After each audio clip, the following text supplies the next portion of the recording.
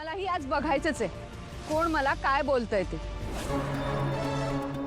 आज या घरात शेवटचा निर्णय फक्त माझाच असणार, नाहीतर काय करणार आहेस दामिनी?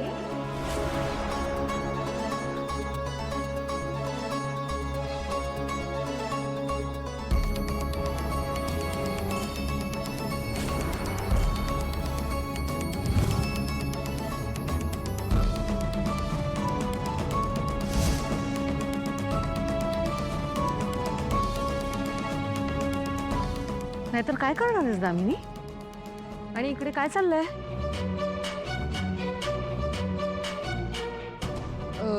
वहिनी, मी काय म्हणत होते, हा जो पूजेचा मान आहे ना, तो माझ्या सुनेला मिळाला पाहिजे। दामिनी, हा नुसता मान नसतो, ही जबाबदारी सुद्धा असते। असू दे ना मग। दिशा या घरची मोठी सून आहे आणि मी सांगते तुम्हाला, ती ही सगळी जबाबदारी नेटाने आणि व्यवस्थितपणे पार पाडेल। ठीक आहे।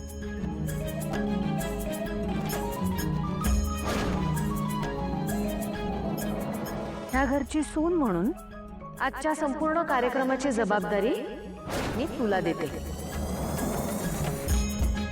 तुला अधिकारच हवेत ना? ठीक आहे। जे जे प्रिया करणार होती ते आता तू करशील। सगळ्या वारकऱ्यांचं आणि त्या दिंडीचं सागर संगीत स्वागत व्हायला हवं। किर्लोस्कर पूर्वापार पालखीचं स्वागत करत आलेत।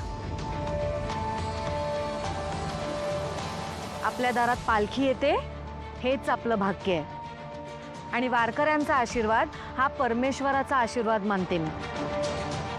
त्यामुळे त्यांच्या सेवेत कमतरता झालेली मला चालणार नाही। आणि पारू सांगेलच तुला बाकी काय करायचं ते। तुला सगळ्या गोष्टींमध्ये पुढाकार घ्यावा लागेल। मागे तर हटणार नाहीस ना जबाबदारीपासून? एक सासू मॉम, तुम्ही अजिबात काळजी नका करू। मी सगळ्या गोष्टी व्यवस्थित जबाबदारीने पार पाडेन।